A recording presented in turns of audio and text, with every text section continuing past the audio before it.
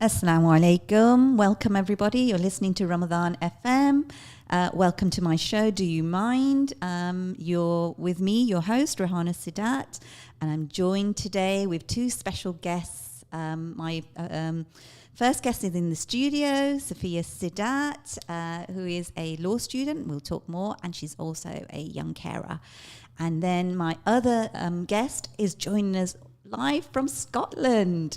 Iain Crosbie, CEO of Leicester, Leicestershire and Rutland Mind, and he's joining us online. So I'm looking forward to speaking to both of my guests. We're going to be focusing on mental health, of course. That's my thing. Mental health stigma. So throughout all our shows, the common theme has been stigma, because there is such a taboo still around mental health, and we know that that's a huge barrier for people seeking help and people deteriorating and reaching crisis point as well. So today we're going to focus a bit more on men's mental health, on suicide, and young carers. They're kind of the three areas that we're looking at more today. Today, sadly, is my final show, and I've really, really enjoyed it. I want to thank you all for supporting us and listening in.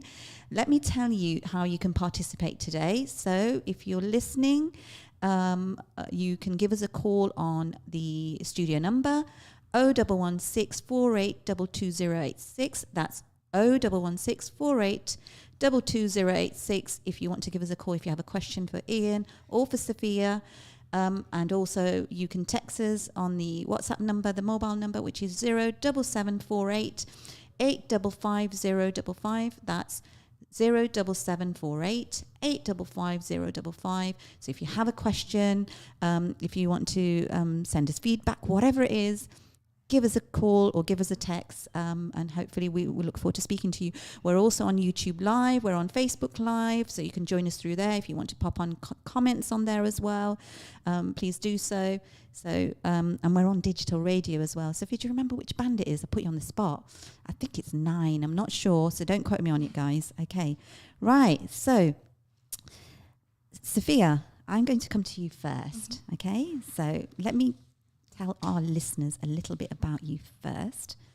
So, Sophia, you did a degree in law. Yeah, that's right. I'm a graduate. Yeah. And then you are now doing your master's. Yeah. Yeah. So what was your first degree in? Because I know that law is like, there's so many branches of law, you know. So what did you do your first degree in? So I originally did my undergraduate in law LLB. Now, that's not in anything specific. You cover a range of modules, for example, like criminal law, tort law, contract law. It's a range of modules. And then I went to study my master in law with a preferred specialization, that's international commercial law. Okay, so yeah, by going down that route of doing a degree which covered many branches of law, it gave you a kind of a taster and an idea of what it is you actually want to specialize in. Yeah. So what is the master's degree you're doing now? Tell me a little bit more about that. Yeah, so currently I'm studying for a master's in law in international commercial law, and what that is I'm doing modules such as like banking law, investment law, arbitration. And it's all about how corporate ventures, businesses, organizations, what laws regulate them and how they're protected, what are their rights, what are the customers' rights, what are the businesses' rights. And it's an area of law that really interests me compared to other areas of law, because you're looking at both parties and you're seeing sort of if a disagreement, comes upon them, or one of their rights have been breached, then it's coming to decision and saying, so how can we best solve this to keep both parties happy?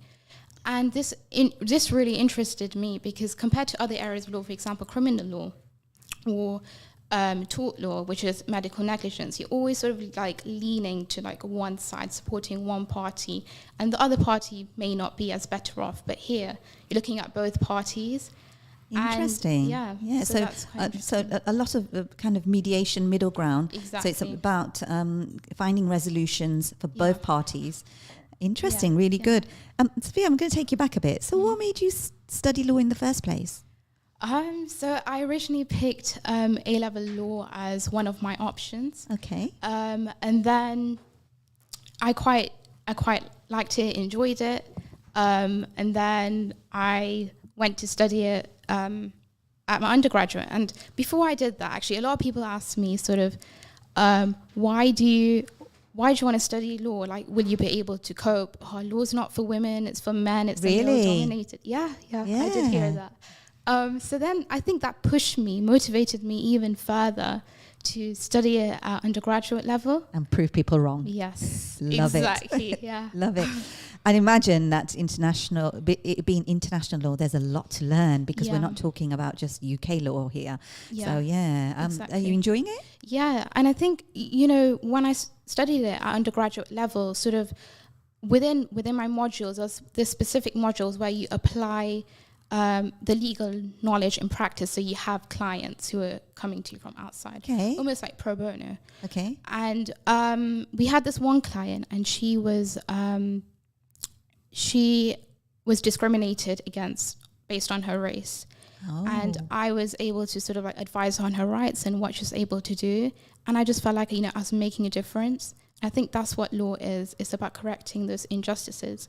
And yeah, that's initially what. Wow. When you put it like that, I think you should be an ambassador for promoting law students. Sounds fantastic. Yeah. But no, you're right. Putting things right. So exactly. it's with that intention. I love it. Wonderful. And we wish you the best with that. So I'm going to take you on the other part that we were going to talk about, which is the fact that you're actually a carer. Mm-hmm. And you have a very strong bond with your sister, Aisha. As Aisha Seedat, who we should all know, our listeners, who has been on the Drive Time show, on Irfan's show, gave a wonderful interview. So you care for her. And, what I wanted to ask was, obviously, you've been caring for her since you were quite young. Yeah. Kind of, what age did you kind of get involved? Naturally, as siblings, we care for our siblings anyway. It's a natural role, whether there are care needs or not.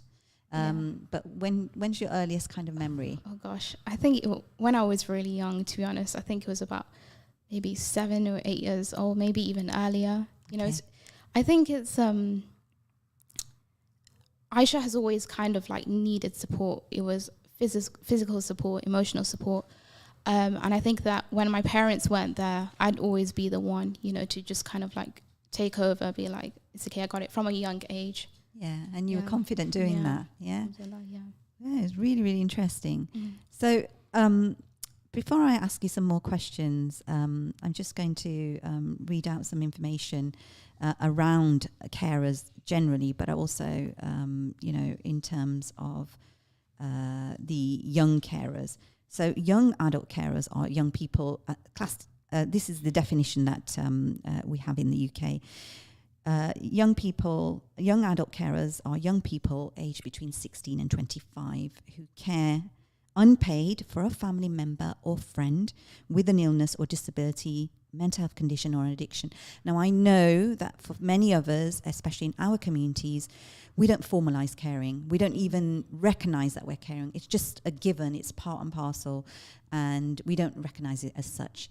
And that's okay too, but sometimes I think it's really important that there is that recognition, and we do think about the people around us who are caring for people, because they may need some support as well. What do you think, Sophia? Yeah, I completely agree with you. I think young carers, they're always in the shadows. Because you see a sibling going through so much, and whatever it may be. And you think, well, if they're going through so much, why should I complain, Yeah. So there's gratitude. Yes, exactly. So, you think that, why should I complain? They're so much worse off compared to me. So you don't really speak about, I need help. Yeah. So I think, this is the topic that needs to be raised. Yes, I think a lot of young people, I suppose, would feel like, well, there's people, my sibling needs mum and dad more than me, exactly. Or that I'm okay, I'll manage, I'll be fine. And I suppose you could actually get into a habit of just fending for yourself and thinking it's okay, I'll manage, I'll cope. Is that a good way of going about things, do you think? No. Personally, I did that and it doesn't help. You end up just bottling up your feelings and your emotions, and you will end up in a burnout and you will feel very isolated. I know I did. So it's important to really have a network of people that you can rely on for support, that, you know, will ask you, are you okay? You know, join sibling support groups, you know, network with the outside community. If you really need help, you know, there are organizations out there, but never keep it in, because if you're going to bottle yourself up, then you're not going to be able to support your sibling. The quality of care is going to be, you know, really depreciated. So you need to really look after yourself. So your advice to carers, especially young carers, is you matter. Yeah, 100%. And do speak up. And I can relate to this a little bit, because when I was a foster carer and I was caring for young people with challenging needs, my own children just felt that, well, Mum's doing this 24 hours a day. We'll manage. You know, without telling Mum that this is going on in our lives. So I think it's really important that we create support networks, but also for parents listening out there, that not only are we focusing on the child that is unwell or the person that we're caring for, but also the other people that we have responsibility for, making sure that we're listening to their needs and we're accessible to them. Because I think the worst thing is, for me as a parent, is when, you know, our children don't turn to us and say, hey, I'm struggling, and you think, oh, I wish I was there for them, and that regret that's there. So keeping that door open, because I think as carers we can all get really focused on caring and forget about the other needs of the other family members. So I think you're right. And you said support networks. So are there any organizations you can think of? Yeah. So there is SIBS, SIBS. Okay. Now, I haven't used a service before, but I did come to know about it just a couple of weeks ago through Aisha. And she mentioned that, you know, they have support groups within that. So this is across the UK. It's even divided up by location. And you can just, you know, talk about your issues and your worries. And, you know, the good thing is you're connecting with like-minded individuals, people who share similar, not the same, but similar difficulties as you. So they can relate. Yeah. Exactly. So SIBS is one of the organizations that people can just Google that one. And I would still suggest even organizations such as Carers UK. They do have projects that focus specifically on young carers. Also Bernardo's and Childline, Young Muslim Helpline as well. They're organizations that you can also, access. I'm going to ask you a few questions in a bit, but I'm going to go to Iain for a minute. Iain? Oh, we've got a message as well. Mariam Lumbat, so proud of you, staff. How can we support young carers like yourself? So we've just talked a little bit about that. So having a support network outside of your family environment, because they may be going through a lot. It may be this person's in hospital, somebody's seriously ill. So who else do you access? So creating that network that you're talking about. So who could that be within that network? I think most importantly is also having family and friends around you. That's first and foremost, you know, for them to just acknowledge what you're going through, asking you, are you okay? You know, there's been times where I've been juggling sort of studies and responsibilities and other things, and I haven't been able to give full time to Aisha. You know, it's just for them to say, okay, do you need any help with like groceries or anything like that, really? So practical support. So it could be the extended family. Exactly. What about friends, maybe university friends or long-time school friends? Having those around, exactly. Like, alhamdulillah, this year I've made some really, really good friends at university, and you know, they're just acknowledge and say, are you okay? You know, and some of them are Muslims, non-Muslims, and they're like, oh, we're keeping you in our prayers, kind of thing. And you know, it just makes you feel like so content, like somebody is there for you, and I think that's all that matters at the end of the day. Excellent. That's really good to hear. So you heard it from Sophia. Have a good support network, and they don't have to be related to you. Exactly. As long as you've got good people around you who got your back. Yes. Iain, any thoughts or comments about what we're talking about? Well, there's loads I could say. I mean, first of all, thank I you, can't Sophia, hear for you. speaking up about it. Sorry. Uh, Can you hear me? I can hear you now. Oh, brilliant. Sorry, I'll speak up a bit louder. So yes, as first of all, I mean, there's loads I could say, but thanks for Sophia for speaking up. I think it's a really important topic, and I love the phrase of saying young carers are in the shadows, because I think it's so true. They don't often see that they need that support because it's just how life is for them, and I think we need to recognize that that's a huge responsibility to put on a young person, and they need to have support from that. And I completely agree with the support network of friends and families and then support agencies that are out there that you've already listed as well. Yeah, so some of the data, thank you, Iain, is saying that approximately 120,000 young unpaid carers aged between 5 and 17 in England. That's a lot, isn't it? It's whoa, big figures there. And overall, unpaid carers, basically in England, approximately the census data, the latest census, is showing 4.7 million unpaid carers. And then that comparison of how many of those are young people, I think is really, really interesting. Sophia is a true inspiration. So we've got a comment here. Sophia is a true inspiration and a huge backbone for her family. Oh, what she does for her sister Aisha is beyond words, and that starting from a very young age. Sophia is always smiling and always has a joke to laugh about. I have seen Sophia grow into a beautiful, caring and lovable woman. She is loved by many, and we're all so proud of her. Love from Sumi. Yeah. Is that My somebody? cousin, yeah. Oh, cousin Sumi. Lovely. Thank you, Sumi, for that. And it's all, no. I think it's important that we do recognise, carers and what you do and how valuable what you do is. I think for our listeners who perhaps have friends, maybe in school, in college, university, who are young carers, what can you do? Think about how you can be supportive. And it may not be anything much, but just being there for somebody, or saying that, look, I'm here if you ever need to talk. And also those that work in the education system and in the other services, be mindful, when you're handing out detention to somebody who's actually a young carer. They've got somebody waiting at home who needs food. And I think sometimes people are forgetting a lot of young people are actually carers and have other responsibilities. They may have been up late at night and they've not done their homework because they're caring for somebody, and they're not able to tell you. So it's our job as adults, I think, is to go that extra mile and not just make a judgment without looking at all the facts. And this is the reason I raised this is I was actually at New College during the Easter period doing a mental health workshop, and this was raised by some of the young people. So I think it's really, really important. Yeah. Okay, so let's get to the other questions. Now, Sophia, honestly and truthfully, can caring be stressful?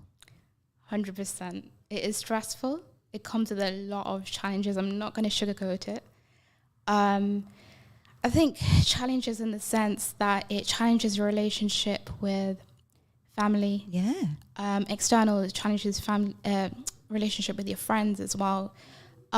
There's been times where I've had to, for example, like cancel plans with my friends. I'm like, sorry guys, no, I need to prioritize other stuff going on at home. And, they've never really some people don't understand, they don't want to be with someone who has caring responsibilities. Yes. And I think that, that's stressful in itself because you can become a bit isolated and a bit lonely. And I think that, even when I do go in public with Aisha, we get the few odd stares, maybe a few comments, maybe the odd laugh. Yeah. And then, there's me. There's still those judgments and stigma. Exactly. And you want to be protective of her as well. Yeah, and exactly. it's there's so many roles being played out, and it's quite challenging. Yeah. So how do you manage your stress? How do I manage my stress? That's a good one. I think the first and foremost, apparently I radiate stress. I'm like a little stress bug in the house. Honestly, no, jokes aside, but I think staying close to Allah. So you're having your faith, that helps you. We always go by the quote as a whole family that Allah does not burden a soul more than it can bear. Wow. And just a personal story. So a few months back, Aisha was admitted, and she was extremely critical. Yes. And I just remember, turning back to Allah during that time and be like, show me there's a way and just guide me, because I really need your help and I want her to pull through. And my dua was accepted, and there was so much khair in that. And I just remember being so at peace, and I just felt like, my connection with Allah, that's something that is so, so important to me. Allah gives you these trials and tribulations, but he does that because he's asking his people that, do you have faith in me? Do you have tawakkul in me? Yeah. And that's so important. So you're at an extremely vulnerable time when Aisha was critical. You turned to your faith and your prayers were answered, and Aisha's doing well now. Yeah, she's home, alhamdulillah. Yeah, It's good. There's a message now. Hannah, Sophia, we are all so proud of you. Allah bless you and Aisha, Ameen. Sophia has been the strength and backbone for me as I went through critical health changes recently. The way she's quickly adapted and stepped in. Mashallah, Sissy. Love you loads, Aisha. Oh, that's from your sister. Oh, that's so cute. So lovely. Mashallah. May Allah strengthen your band always. Okay. So, Aisha, I remember you and I had a conversation about your study, and you mentioned something you learnt, a module you studied. Can you tell me a little bit about that module that you studied? Yeah, so that was caring and the law. Now, that was a module that was actually introduced last year, and that's all about carers and the law and how we can support them. And I think the key takeaway that I got from that module is that,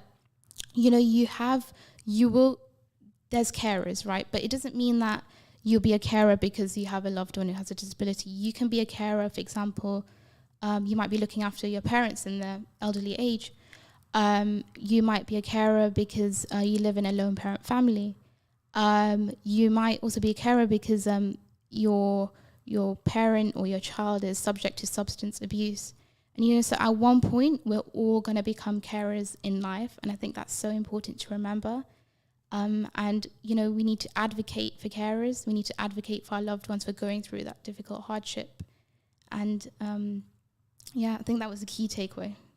So a really good module, and for you, obviously very relatable, and it just 100%. Kind of reinforced everything you already knew, but also advocating for carers. So it's really, really important. We continue to advocate for carers. And what I would say to our listeners is that unpaid carers save the government a lot of money, of money. They do. Yeah. So they need all the support they can get. We know that caring can be very stressful, and it can impact on a carer's mental health. And I think it's really, really important that our carers are supported, and they also have time out and have respite, because if they are to continue caring, they need to be well, and that can't happen if they're 24-hour caring. So big shout out to all carers, young carers and all carers. We've got a message. Sorry. Do you want to read that one out? Okay. Yeah, Seedat, you're a beautiful soul, Saf. You manage the challenges you go through with a smile, and it's not easy. I'm ever so proud of you, my girl. Oh, there you go. Proud of you. Okay. Right. So I'm going to ask you if there's any other advice you'd like to give to young carers. I think it's, you do matter. You really need to look after yourself, mentally as well as physically, because if you don't, like I mentioned before, the quality of care that you give isn't going to be so great, and that's going to affect them. That's going to affect you. So you really have to look after yourself. Whether it means going for a run, going for a walk. That's something I do. Excellent. Running. So it also, what I would say about carers is that, remember, you are your own individual person, and you have your own hobbies, interests, and you have a life too, and you should have a life aside from caring. 100%. And I think that's really, really important as well. Okay, so I know that Ramadan FM are doing our appeal for the Leicester hospitals. It's the Spiritual Care Centre, which is a fantastic appeal. And I know that you and your sister decided to do something about that as well. Do you want to tell us a little bit about it? Yeah, so obviously spent a lot of time in hospital environments, so we thought, why not? We know how much a spiritual care centre is needed. There's been times where my sister has been admitted and my parents have literally had to pray in a playroom. And that's not the best because you've got like nursery rhymes going off at the back. You've got children playing around. Yeah, And so stuff. it's not quite great. space. Yeah. So this is really vital, isn't it? Yeah. So And I think, sorry. Yeah, I think also it's needed because, you know, you've really got to think about what prayers are happening here, right? Yes, you've got your fard prayers, your obligatory prayers, but you've got doctors who've had to just disclose perhaps bad news to a patient. Yeah. You know, they might not recover. Yeah. You've got patients who, you know, are going through a really difficult time in their lives. Then you've got their families and, you know, they're coming to this place. They're begging and they're asking Allah for help. You know, they're in their most vulnerable state. Yeah. And, you know, so we really, I think you've really got to push to donate, because imagine if you donate and they come to this place and they pray, and imagine how much reward you'll get in the akhirah. Yeah. So you had a target of £2,000 Yeah. and you've already raised more than £1,900. So dear listeners, please help them reach their target and exceed the target. So how can they donate? Yeah, so the Just Giving link, it's justgiving.com/aishsaf. And you can just go through it. It's pretty easy, straightforward. Okay. But if you do have any questions, just let us know. Lovely. I'm going to come back to you again now. I'm going to go to Iain. Iain, thank you so much for being patient. My sincere apologies. So Iain Crosby is the Chief Officer of Leicester, Leicestershire and Rutland Mind. He joined the organisation in October 2022, and having previously worked in quality assurance for National Mind, he has worked in mental health charities for the past 10 years. And was a primary school teacher before this. Interesting. I mean, that links very well with our conversations. And he lives with his wife and a menagerie of animals and enjoys spending time in the outdoors. What kind of animals, Iain? Pretty much all sides. We've got horses, cats, dogs, pigs, chickens, ducks. We did have some geese. We're looking at getting some sheep as well. So pretty much a broad spectrum. Sounds like a farm. It's a small holding, we call it, yeah. Lovely. And I suppose it's great to be around nature and animals and, you know, have an environment that's great for your mental well-being. Yeah, definitely. I love getting out in the outdoors, and whether it's walking the dogs or doing some work in the garden or building a fence, like I just much prefer to be outdoors whenever I can. Lovely. Okay, so tell us a little bit more about your role as CEO and what it entails. So Leicester, Leicestershire and Rutland Mind is a brand new organisation. So we're still in the process of registering Charity Commission. So it's very much at the moment, it's doing a bit of everything because we're getting everything set up. So I'm writing policies, I'm putting in systems and processes. We're doing a lot of recruitment at the moment, getting some staff on board so we can deliver services. So it's all that kind of, it encompasses pretty much everything at the moment. I'm spending a lot of time talking to people, both internally and externally. We're really keen to build links with other organisations and people in the area. With the new boys coming in, so we want to kind of build on what's there already rather than try and kind of come in and just do our own thing. So it's a lot of relationship building at the moment as well. I love the approach, and I know you and I are working closely together as well. But it's fantastic to see. So you're not even a year in, are you yet? You know, no, it's just over 6 months in post I've been here, so yeah. Fantastic. So look forward to hearing more about what Local Mind starts doing. Currently, you have got a website. Do you want to just read out the website and what you're currently offering? Yeah, so our website is www.llrmind.org. And that's for our specific Local Mind. And on there's details of all the different services we offer, as well as the organisation itself. And the sorts of things we're offering at the moment are, we've got a range of drop-in cafes across Leicestershire and Leicester City, which are free to anybody to kind of drop in, have a chat. There's always a mental health professional there as well that they can talk to and get some advice and some guidance. We've just launched a project called Active Monitoring, which is a supported self-help service. So it's people work with a trained practitioner for 6 weeks and kind of build up a package of support tools that work for them. depending It's on really whatever. interesting. Yeah. So the drop-in cafes are for anybody, and you can just turn up. Yeah. And this other service working on a one-to-one to develop that package for an individual. Is that for self-referral, or you need to be referred by another organisation? It's either. So it's open to self-referrals or professional referrals as well. At the moment, it's only for people in Leicestershire, as in the county. We will be launching it for Leicester City and for Rutland later this year. But at the moment, the funding's only for Leicestershire. But it's all on our website, and there's a referral form on our website, so you can go on there. Brilliant. I would say if you're in Leicester City or Rutland, then you can still submit a referral, and we'll keep your details on record until we're able to offer it to you as well. Brilliant. So Iain, and that's for somebody who has a mental health diagnosis, am I right? No, it's for low level. So anybody that's just struggling with their mental health at all, really. So it's kind of what we call mild to moderate needs. So anybody that's just feeling a bit low or is starting to kind of feel like they're struggling with their mental health, they can refer them in there. It's kind of like there's obviously the IAP, the talking therapy service, which is for people with more for people with diagnosis or for higher level. This is kind of a step below that.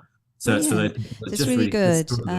So it's more of kind of helping people maintain and also prevent people from developing further problems. So it's really good to hear, and I'm looking forward to that being expanded to the city as well. Okay, so obviously a lot of our listeners may have heard of the National Charity Mind, and obviously you're connected to the National Charity. What does the Charity Mind do?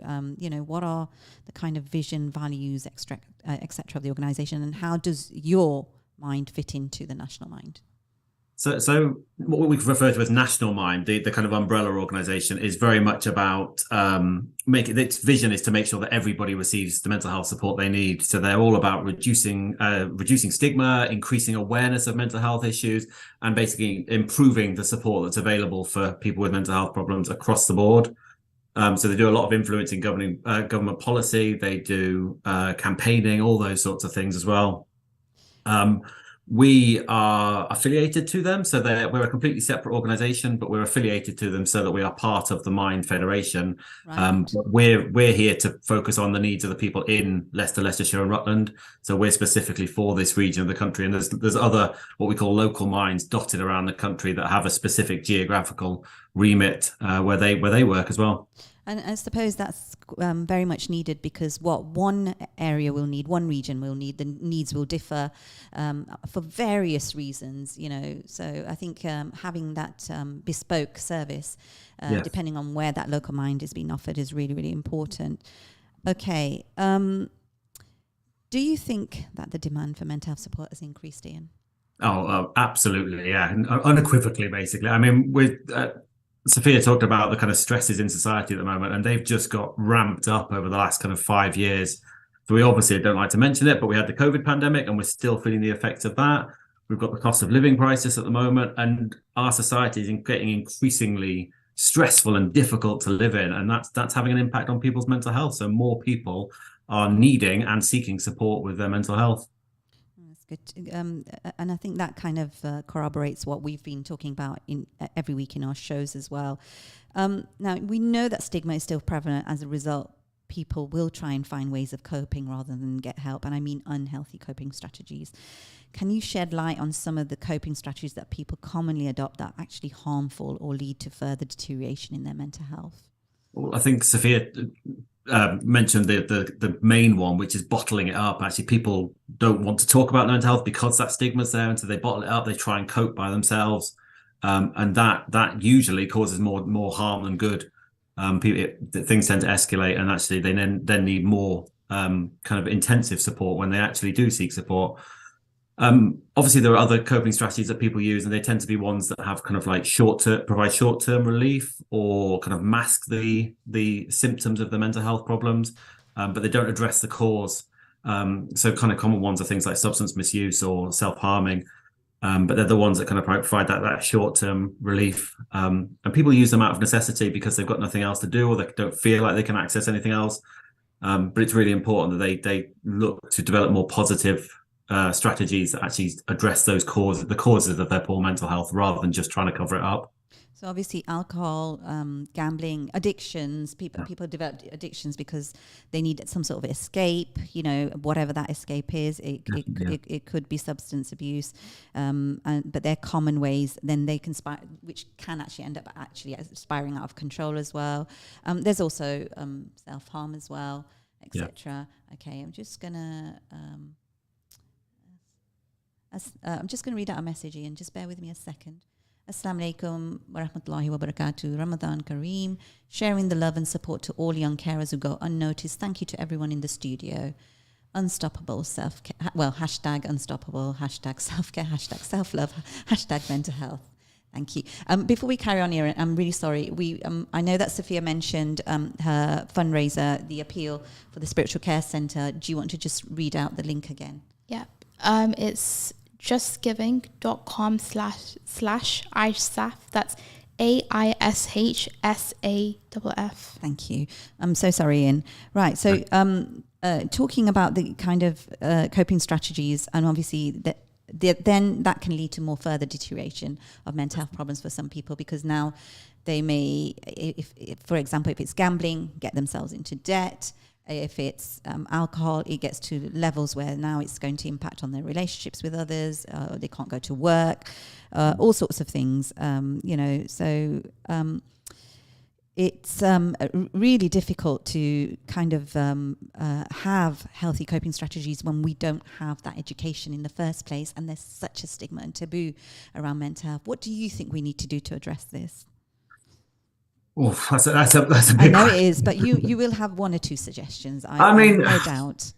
I think we are getting there. We're working towards it. So we're making people more aware of mental health and the fact that everybody has health, and sometimes that mental health is good, sometimes it's bad, and that's okay. Yeah. For me, I think it's really important to equate it to physical health. So if somebody broke their leg, they'd go and seek support. They'd go to a doctor and get help for that. And there's no stigma attached to that because they've broken the leg. They need that help.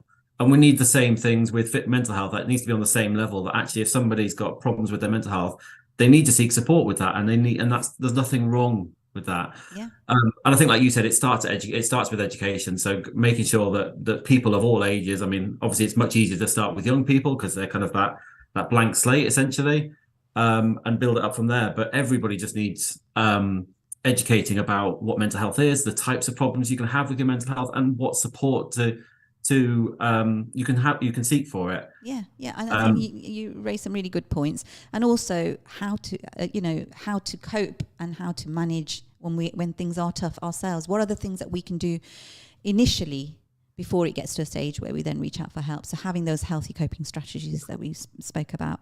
So I think it's really important. Now, Sophia, there's a question for you here. So a message from one of our listeners. Great program, Ray, on young carers and information Iain is sharing. So feedback for you as well, Iain. And a question for Sophia. Do you feel overburdened? Nope. A lot of people ask me, oh, you're making a lot of sacrifices, doing all these caring responsibilities. I don't see it as a sacrifice. I think that, having a sibling with a disability, it's a blessing in disguise, because it's an opportunity to give. I'm doing this for me in this world, but I'm also doing it for me in the Akhirah, and it's made me so grateful.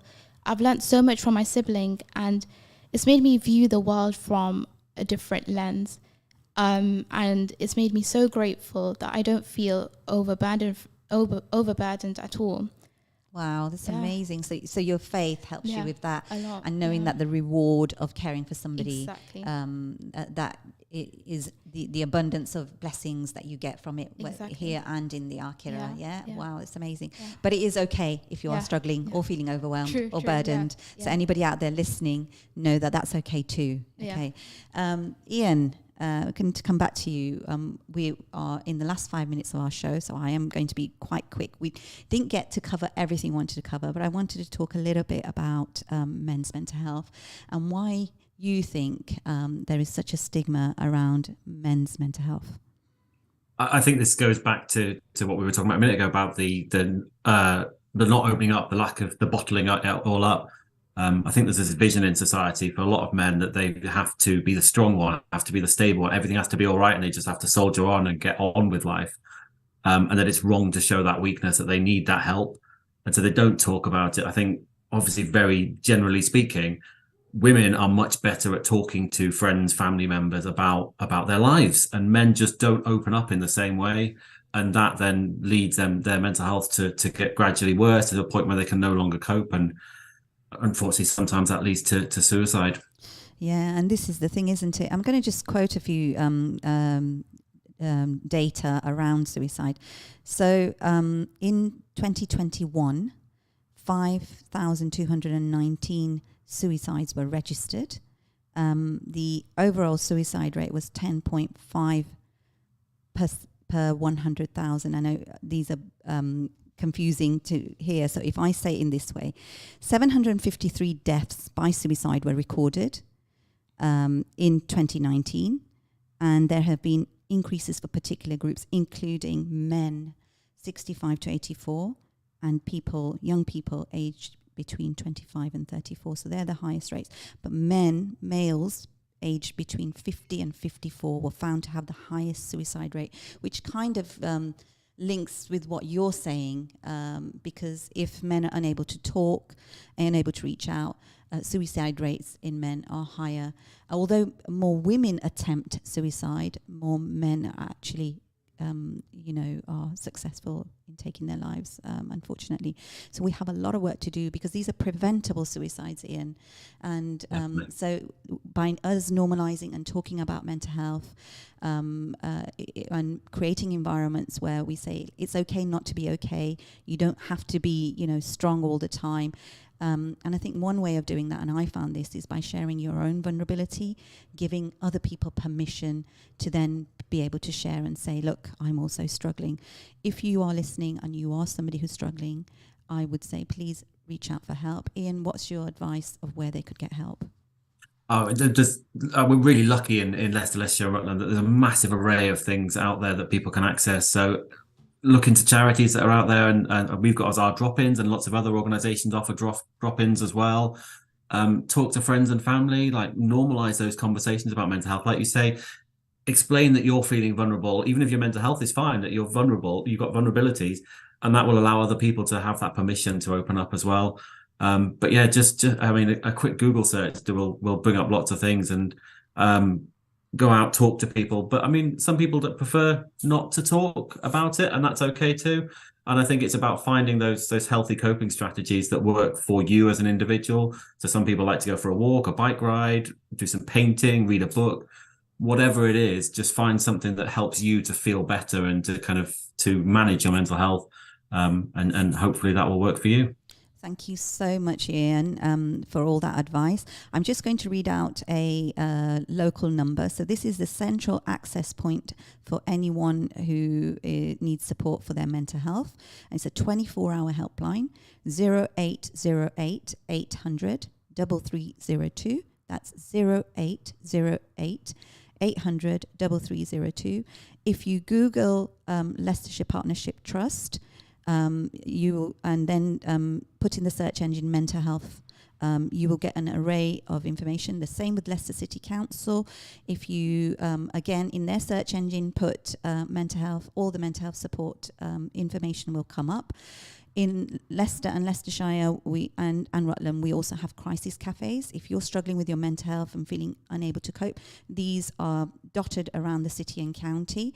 They're free, and you don't have to make an appointment, and there are various times and various locations, so access those for your support as well. And obviously you've got the charities as well. You've got, as Iain has said, LLR Mind. You've also got ourselves, Jamila's Legacy, and lots of other organisations. So please do reach out for help. I want to say thank you to you. Thank you to Sophia, and thank you to all my guests that came on the Do You Mind show. Thank you to the Ramadan FM team, particularly Brother Akil, Yasser, Mahek, and Sabiha, and the rest of the wonderful team who have really, really supported me. Really, really appreciate your support. And finally, just to say, look, everyone has mental health, and there are going to be times when it's going to be affected. Please, please take care of your mental health, and also get help when you need it. And finally, Sophia, I'm going to hand over to you for the spiritual appeal. You've got 12 seconds to do it. Yes, please do donate. It's much needed. It's justgiving.com/Aisha. Jazakallah.